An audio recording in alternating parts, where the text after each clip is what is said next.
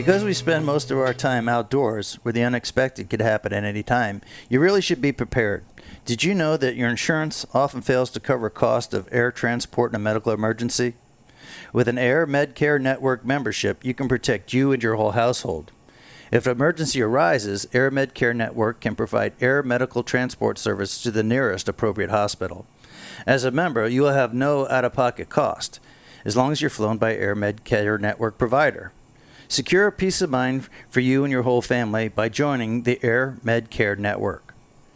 With more than 3 million members nationwide, it is the largest group of emergent air transport providers in the world. And now, with a new one-year membership, you get a $10 Visa gift card.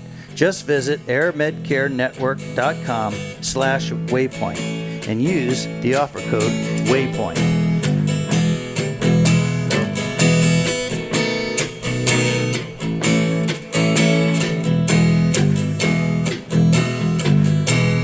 Also brought to you by the Boatyard in Fort Lauderdale. Eat local, but stay coastal at the Boatyard Restaurant. The Boatyard is located at 1555 Southeast 17th Street in Fort Lauderdale. That means you can come by boat or you can come by car. Enjoy the nautical atmosphere whether you sit inside in the cold AC or outside on the patio bar. The Boatyard has something for everyone. Monday through Friday, happy hour, where local favorite is bar bites and handcrafted cocktails. Open for lunch, dinner, and the popular Sunday brunch. And don't forget, Ladies' Night, every Thursday night from 7 to 10 p.m. where ladies drink free. Dock and dine at the famous Boatyard in Fort Lauderdale. I am sure you'll have a great experience. Clear the airways. The Lunker Dog is on the air. Are you ready? This is the Real Guy Podcast. Hey everybody, welcome to the Lunker Dog Real Guy Show. This is the Lunker Dog, and I'm with Stephen Busacca today. And Busacca's got a recording that he wanted to do, and he called me up this week, said he was going to come over. And first of all, thanks, Stephen, for being in here today. Thank you for having me, my man. You know, I like doing podcasts with you. I do too, man. We always have a good time. Yeah, I got issues like doing a podcast with a guest every single week. Do you know why? Because they can't keep up. No, they can keep up just fine. But there's so much shit that goes through my mind every week, right? That I want to say or whatever, or that I think about talking about. And then you have a guest come on, and then you talk about the guest, and then another week goes by, and then I don't get to say what I want to say. You follow me? Yeah. Yeah. I do. So the guest thing, I mean, that's like a double-edged sword. I mean, it's cool to get the good guest. Like all those cool guests we had. Rufus and right, Taylor. Pre-LunkerCon guests. Yeah, man. Peter Miller, all the cool dudes. George, all of them. Carl, all of them. Good stuff, right? Yeah. Except at the end of the recording, and then the week goes by, and I'm like, I had all this shit I wanted to say. I got to say nothing. Yeah. Well, yeah, because then all of a sudden, like, we have a plan of what we're going to say with what we're going to talk about with the guest, and then it kind of goes off on a tangent, and then all those questions that we had written down. No, I get the questions. The questions I get, I ask the guests a question, and they tell me, and I sit there and listen to it, and then we respond, and we have conversation. But all the crazy shit that was going through my mind during, like, the week, that I wanted to, like, oh, I'm going to talk about this on the podcast. And then I never say nothing because I'm talking about the guest, or the guest is a guest, and you're treating them like a guest. And you're supposed to treat your guests good. Yeah. So I'm not going to talk to them, make them listen to me. So the good thing is when you record with me, it's like you can say all that crazy stuff. Right, if it comes to mind. Yeah. But then it has to come to mind. Well, that's true.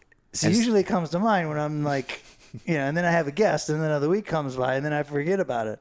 So I write shit down on that pad in red. That's what I started doing too. It works, right? It actually does work. But I wanted to take this opportunity because, I want to try to do another, like, just a real short one, like maybe just 10, 12 minutes. And I got this idea yesterday. I was thinking about it, like tarpon fishing is your thing. You know what I mean? And for me, these last few months, bone fishing on the flats has kind of become my new thing. Right. Right. Both of which, it's hard fishing, They're both challenging in their own ways. Well, that's like, as far as fishing goes. Tarpon, bonefish, permit. I don't know, Marlin. big snooks, certain marlin, certain places. Yeah. I mean, it's like, it's hard. It's advanced. It's not easy. Right. Yeah. Well, we love doing it, but one thing I've noticed is I feel like everybody still has something that they like to do that's kind of like a guilty pleasure, and so let me kind of explain that. Yeah, explain that. So my thing is this. Obviously I love sight casting the bones. I love the challenge behind it, the reward when you finally get them in. But one thing that I really love to do is when I go over to my buddy Billy's house, he's got a big lake in his backyard, and we go back there with one of those little rods that you'll see people use for like sheep's head and stuff like that. And we'll just put a little hook and little bread balls on there, and we'll just sit in his backyard and just catch bluegill. We'll let him go, but it's the easiest thing in the world. Like, it takes no real, skill to do. Right. But it's a lot of fun. Yeah. So I kind of consider that my guilty pleasure. So I wanted to ask you if you have a guilty pleasure like that with fishing, if there's something that, doesn't really take the kind of skill that tarpon does but you still enjoy doing it. Yeah. I mean, yeah, of course. Of course. I mean, there's like those little guilty pleasures, as you call them. They never go away. The shit that you like, that you enjoy. I mean, like, for instance, I don't know, catching moonfish with a fly rod. Really? It doesn't like take a whole ton of skill or whatever. Like that's how I used to teach the kids to fly fish, as we go out and we catch little tiny look down fish and moonfish and lights, or, little shadow line or whatever. And you only had to teach the kid to throw to the shadow line and strip it real slow. And then, the little moonfish would get on there and they could whoop it real quick and bring it to the boat. And then I actually taught Bursa how to fly fish like that. The big Bursa, man? Yeah. So we go out and we're catching mooners on fly. Really? And we were having a blast. That's what I Laughing mean. And carrying on. And then we fill up the 5-gallon bucket full of mooners. And then we end up cleaning them and eating them. Bursa loves eating moonfish. They're supposed to be good eating. I haven't had them, but I heard good stuff about them. They're great eating. But, yeah, I find myself sometimes, like, hey, just go bunch of mooners sitting over there and start catching them. It's like, again, it doesn't take a lot of effort, but there's still like enjoyment that you get out of doing it. Big time. You know what I mean? So how often do you get to do it nowadays, though? I mean, it's not like I get to, like, spend a night doing it. But I get in a few minutes here and there with my clients. Okay. Like, all summer long, we do a lot of light fishing and dock fishing and shadow line fishing. You know what I mean? Yeah. And it's fun. You can see the fish ahead of time. It's not exactly the hardest thing in the world. No. I mean, catching a tarpon that way is not easy. No. But the other stuff I'm talking about, the moonfish and the jacks. Yeah. Sometimes we get a triple tail doing that. But every summer I get to do it. A couple, 3, 4, 5 times in summer. You know what I mean? Yeah. Be just me and one guy out there, and we'll pull up to a light and, and let him catch a couple, and then I'll catch a couple, and then we'll sit there and bullshit or whatever, and then we'll move on. That's but awesome. yeah, some stuff never goes away. No, it really doesn't. And I just, like I said, I was thinking about that last night. I was like, I know it's easy, but we still had so much fun doing it. But do you realize what prima donnas we are? In what sense? Well, like, we have a choice living down here in South Florida. That is true. I mean, you're like, live in South Jersey, Okay, so you got your striped bass, which is, kind of like the top end of the... It's like the snook of up north. Right, well, it's like the top end of the sport fishing spectrum, at least inshore, right? Mm-hmm. And that's the top end. They don't get to go after something more advanced than that or harder than that. Not that that's not a hard... you want to catch lunker striped bass, you got to be pretty good at it and kind of know what you're doing in order to do it consistently. But I'm just saying that it stops there. Yeah, I mean, you got bluefish, but... Yeah, exactly. It stops there. I just feel like that's all they really talk down about. Here, we're like crazy prima donnas. Like, we got Biscayne Bay. Oh, yeah, we can go. Now, I want to pull the flats and learn how to be a bonefisherman. All right, bonefish Busaka. And then me, I'm going to take people out and catch a tarpon every single night. Yep. And We're spoiled. Definitely. And we're prima donnas. We are. No, but if you think about that too, it's like how good we have it down here. Like we can literally, I can go out to Biscayne Bay and go catch a bonefish, sight cast a bonefish. And then I could come back in, and that same afternoon, I can go over to freaking Cooper City Davie with a little piece of bread and start catching bluegill. Right. And you can do it 365 days a year. Exactly. Because I was asking Carl about that too. I said, we got the winter coming up. I said, is it still possible to get the bonefish? And he said, yeah, it's harder, but it's different. Yeah. It's just like the tarpon. I mean, we catch the tarpon year round. Mm-hmm. And you don't catch them the same way. They're not the same fish or different sizes, blah, blah, blah, blah, blah. But at least we can, pick and choose the sport. And the fish. Right. I mean, you up there, you got the straight bass, bluefish, flounder, fluke. Dogfish. Quad. Now I got the dogfish up there that they hate catching. And whatever. But, a skate maybe here and there. But, it's an that's eel. Kind of it. Right now, we're going down. We're not going up. I was going to say, we're kind of we're not getting more impressive with the species. So, for your, what do you call it, guilty pleasure? Guilty pleasures. I got a feeling those people are a little bit more guilty up there of doing guilty pleasures because they don't have the option. We have down here. Right. Right. So my last question to you before we wrap this up is there a type of fishing that you consider a guilty pleasure that you want to do but you really haven't done it yet? A guilty pleasure that I haven't done that I'd like to do. Yeah. It's a little bit tricky, right? I haven't thought of it. Most of the shit that I can't do isn't exactly what you would call easy. It's usually more on the advanced thing. Yeah. But now that you've making me think, if you start smelling some burning, some smoke, right? Sensation, then, let me think.